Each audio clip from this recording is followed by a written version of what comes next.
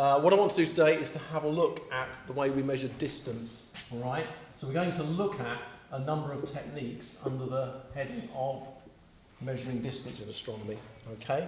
And if you think about our universe with its various galaxies and all sorts of things around it, understanding what the universe is all about is basically a question of, from our position in the spiral arms of a little galaxy called the Milky Way, finding out the distances to things, to nearby stars, to the planets, to galaxies and stuff like that. That is basically a big part of astronomy, is finding out what's out there and where everything is, okay?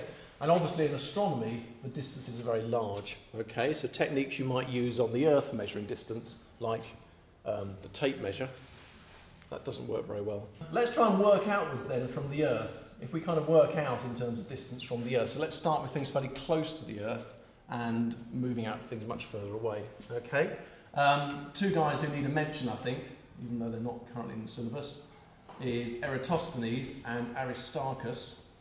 Eratosthenes, you'll know from his famous experiment to do with measuring the size of the Earth. He then went on, by looking at lunar eclipses, to use that to work out the size of the moon. And then, I think Aristarchus used that to work out the distance to the moon. Obviously, if you know how big the moon is, you just measure its angle in the sky, and that obviously gives you the distance. So looking at angles of things, that's perhaps method one, is looking at things and measuring their angles, all right? If you know how big the moon is, then measuring its angle in the sky will allow you to draw a triangle. Imagine that long, thin triangle. Have you done sines and cosines and stuff like that in maths? If you know to one side and an angle, you can work out the other sides, etc., etc. The ancient astronomers did a great deal of that, and they basically set up the Earth, the moon, and the sun system, okay? They worked out all these distances, distance to the moon, size of the moon, distance to the sun, size of the sun, etc., etc. Although they got it quite spectacularly wrong, this is a lovely example in science of what we call cumulative error. A lot of it started from the fundamental baseline of Eratosthenes working out the size of the Earth, all right?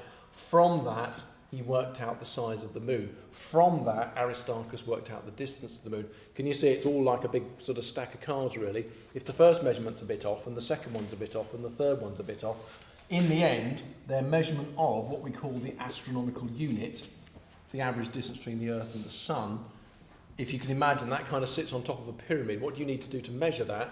You need to measure all kinds of things. There's a whole chain of measurements that lead up to this, and it ended up with a fairly inaccurate one. Okay, importantly improved by the great astronomer Edmund Halley, how you want to pronounce it, who used, it's a very clever piece of astronomy, he used transits of Venus. He used observations of transits of Venus from different points on the Earth, famously sending one group of astronomers to somewhere in the North Pole, near the North Pole, and another group to near the equator. I know which group I'd rather be in. And they simultaneously took observations of the transit of Venus, and then by comparing them, they got a much more accurate view of the astronomical unit. Okay? Very famously, he did a measurement of this with a transit of Venus that happened to occur in his lifetime. Wasn't very happy with the answer that he got, and realised, as you probably know, transits of Venus come along in pairs every 100 and something years. So Halley famously did the observations with a second of a pair, realised how he could have improved it and what he could have done better to get a better value, and realised he would be about 196 by the time of the next one, and famously left a pile of money, I think, to the Royal Astronomical Society with, in his will, the statement that they must organise a trip to take these measurements from the next transit of Venus, which of course was going to occur many years after his death. But this basic idea, it is simply a triangle-y thing as well. We don't know the details of it, but it's basically a more accurate triangle-y thing. Trigonometry, angles, okay? The ancients and Edmund Halley basically set up the scale of the solar system. So if you want to measure the distance to the moon, distance to the sun, stuff like that, you can kind of use this sort of system. And obviously we can repeat these measurements nowadays and get quite accurate values, okay? In astronomical terms, these things are very, very close, okay? The distances we're measuring here, good use of words, you often hear these words misused in the media. These would be interplanetary distances. I know the moon's not a planet, nor is the sun, but you know what I mean. Distance to Venus, distance to Mercury, Mars, the Sun, the scale of the solar system. What we're measuring here is interplanetary distances, and you can largely do them by trigonometry, by angles. The triangles are very long and thin, which means if your angle measuring isn't too good, you're going to be out by a huge amount. And if you look into the measurements of Eratosthenes and Aristarchus, you'll find precisely that. They were a little bit out in their angle. Well, if you're a little bit out measuring an angle of 1/100 of a degree, with me, in percentage terms, that's quite a lot. And you end up with, as I say, Aristarchus' final value for the distance to the sun was pretty awful. It was a long way out. But that's what we do with interplanetary distances. Now, there is now an enormous gap. So here's the solar system. There's Pluto. Obviously not to scale. There's the solar system. Anything in the solar system, you can use this sort of technique. You can use radar. I think that was how people worked out the rotation period of Venus. Why is it very difficult to tell Venus's rotation period if you haven't actually sent a probe there? Venus, remember, is the closest planet to the Earth. Why is it very difficult? I mean, you can measure how long it takes to go around the Sun. That's quite easy. Why is it very difficult to measure the rotation period of the planet Venus itself, as opposed to something like Mercury, which is much further away? Mercury is much easier. Think about what they look like through a telescope. If Venus is turning, it's a white disk. If it's turning, you've got no way of knowing. Mercury, say, oh, look, there's a crater. There's a big crater there. Look, let's use that as our marker. Can you imagine? Imagine trying to do this experiment. It's much easier, although Mercury is much smaller and further away. Venus is a real problem, and I think initial measurements of the rotation period of Venus were taken using radar. They bounced radio waves off Venus. And do you remember the redshift, blueshift thing? If Venus is turning, think about it. If you send radio waves to the edge of the disk, or the limb as it's called, the limb that's moving away from you, what kind of shift will you get in your radio waves when they come back? If things moving away from you, you get red shift. On the other side, where it's turning towards you, if you send radio waves, they'll come back blue shifted. Exactly the same physics as the police use to measure the speed of your car. When there's a police car behind you on the motorway, they're sending, I think it's infrared or something, they're sending some sort of wave out the front of the car. It hits your car, bounces back. If it's heavily red shifted, you're moving away from their car at great speed. If it's heavily blue shifted, you're obviously coming towards them. Okay, but that's basically what you do for things in the solar system. Okay, there's now an enormous gap of at least 4.5 light years to the nearest star. All right. The Sun, I know, is our nearest star, but to the next nearest star, at least 4.5 lights. And that's the nearest one. All right. Every other star in the universe is further, and in many cases much, much further away. So we're not talking here interplanetary distances, we're talking...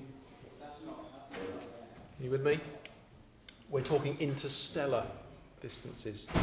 As I say, people making films and on the telly often use these words when they don't quite use them correctly. But interplanetary means amongst the planets and bodies of the solar system, where trigonometry will basically do it. Interstellar distances obviously are very important, because if we measure the distances to nearby stars, it will tell us the size of our galaxy, won't it? If you think about it, what is our galaxy? It's just a bunch of stars. If we can measure the distance to them, we can know what shape and what size our galaxy is. Okay? Now, this probably goes in stages. There's about 3 methods for doing this, and again, I'll try and do them in order. Okay? The first method, which only works for relatively close by stars, is called parallax. Okay? Its very posh name is heliocentric parallax. Okay? And it's a method for measuring the distance to fairly close by stars. We'll see in a minute, stars much over something like 100 light years, this method isn't going to work. Okay? What you do is you get the Sun and the Earth, and you get a star that you'd like to measure. Let's put it there, maybe. There's the star we'd like to measure. It's not too far away. It's obviously not this close. And if we drew this to scale, this would be in a massively long and thin triangle. What you do is you find a nearby star which you would like to measure. Although how you know it's a nearby star until you measure it, I don't know. And then you have in the background some distant stars. So an important idea in this is that many stars are just bonkers distances away, millions of light years away. And some stars, not many, but some, are perhaps only a few tens of light years away. Okay? Now, the idea of parallax you use every minute of your waking life, though you probably don't realise it. If you hold up your finger in front of you and line it up with an object on the wall maybe, so if I line my finger up with the window frame over there, okay, then close one eye. You probably need to line it up again. So close one eye, line your finger up with the edge of the whiteboard or my head or something, whatever you want to do. I'm lining up with the edge of that window ledge. Now switch which eye you're using. Can you switch between left and right eye? Don't have both eyes open at any one time, just use your left or your right eye. Can you see? Yeah, and your finger appears to jump, doesn't it? If I use my right eye, then my finger's lined up with the window frame. If I switch to my left eye, suddenly it's in the middle of the window pane. Okay? That's called parallax. Okay? Now, what that does, it tells you distance. But actually, the size of things, you only actually measure angle with your eyes. Your eyes only actually know angle, don't they? All right? Is that a very big hand a long way away, or is it an ordinary sized hand quite close? And the way your brain gets around this is by what's called parallax. Okay? If that clock were the size of St Paul's Cathedral and a very long distance away, then when I do this, how much movement would there be? Not very much. Things are a long, long way away. You can try it with your finger, put your finger further away, and you can see the parallax between left eye and right eye is quite small. Put your finger on the end of your nose, and it leaps halfway across the room. Can you see? So amount of parallax, amount of shift, depends on distance. That's the key idea in heliocentric parallax, is the amount of parallax which an object shows. And parallax is a very simple concept. It's simply, when you switch between left eye and right eye, how much does the object move? So further away, there's not much parallax. Close up, there's quite a lot, is linked to distance. Objects showing a lot of parallax, here's the one-liner, objects showing a lot of parallax must be close. Objects showing not very much parallax must be quite distant. Try it tonight with the moon. Look at the moon with the left eye and the right eye. How much does it move? Hardly at all. All right. How much difference is there between the angle from your left eye to the moon and the angle to your right eye, from your right eye to the moon? Practically nothing. Compare that with your finger. What's the difference in the angle between my left and my right eye? There's a huge difference. All right. So amount of parallax goes the opposite way to distance. It's small at big distances and large close up. Okay? This is how you can naturally recognise distance, because you have two eyes, and if you go into an unfamiliar situation where you don't know where things are, you can immediately tell where objects are, because your brain takes the signal from your left eye, the signal from your right eye, which are slightly different, and it looks, and objects which are very different, it knows are close. Objects which have a very similar signal from your left and right eye, it knows are further away. And that's why almost every life form doesn't have just one eye. And if you watch Futurama, you know the practical problems when having one eye. But basically almost every life form that has eyes has two of them, because it gets binocular vision, as it's called, because it can use parallax to determine distance. So what we're going to do is measure the parallax then of a nearby star. You'll see why it's only nearby stars in a minute. So what you do is you draw a line, you look at the star and you say, right, oh, it's just to the left of that one. There's the position. There's the position of the star against the backdrop of the distant stars. And then what you do is you wait 6 months until the Earth is on the opposite side of the Sun. This is your baseline as it's known. So this distance of 2 AU, 2 Earth, Sun to Earth distances, is your baseline. Okay. What's your baseline for your system? It's the distance between the centres of your eyes. So we use the biggest baseline we can, which is 2 Earth radii. Okay. Then what you do 6 months later is you do it again, and you say, oh look, it appears to be over there now. Remember the thing with your finger jumping? All right. The different position at different times of the year is what we effectively call parallax. That difference is called the parallax. We measure this angle, which is called the parallax angle. Notice where it's measured. It's normally measured from the middle. Okay. And the bigger the parallax angle, what does that tell you about the distance? That's it. So the bigger parallax angle means an object is closer. Okay? And that's the system that we use for measuring nearby stars. Now we'll see why nearby stars in a moment. Now you might be asked to do some sums on this in the exam, but actually it's very simple. If you're thinking, blimey, here we go with the right angled triangles and all that stuff, it's actually much easier than that. All you have to do is remember one fact. Let's suppose you did this method, and you measured a parallax angle which was 1/3600th of a degree. All right? That's a very small angle, okay? But let's suppose you did this with a star, you measure its position, in January, you measure its position in June, and it's shifted by 1/3600th of a degree. Okay? Now, first of all then, a little bit of terminology. In astronomy, and particularly with this technique, you're always dealing with tiny angles. Okay? Even the moon and the sky isn't even 1 degree, and that's about the biggest thing there is, isn't it? And everything else is smaller than that. So 1 degree is just like, you know, the biggest angle ever in astronomy. Always we're dealing with smaller and smaller fractions. So let's just be clear how we divide it up. Okay? 1 degree, I know you might say like 1.5 degrees in maths or something. You break 1 degree up into 60 minutes. Now, not minutes of time, minutes of angle. All right? The posh old-fashioned name for them, these are 60 minutes of arc. All right? 60 arc minutes. What do we mean by that? We mean a 60th part of 1 degree. If you ever looked at 1 degree on your protractor, 60 minutes of arc then, 60 arc minutes, okay? And it's written as 60 with a single, like an apostrophe without the curl, okay? And then what you do, because obviously one of those would be 1 minute of arc. 1 minute of arc's quite small. It's 1 degree on your calculator, chopped up into 60 bits, okay? The next bit you can probably guess from your experience of time is we take 1 minute of arc, and even that's too big. All right, if you're measuring stuff a long, long way away, that's too big an angle. You need something even smaller. So what you do is you break each minute up into 60 seconds. You break every degree up into 60 seconds, 60 arc seconds. So that would be 60 arc seconds, or seconds of arc, if you like. And that's written as 2 little thingies. Okay?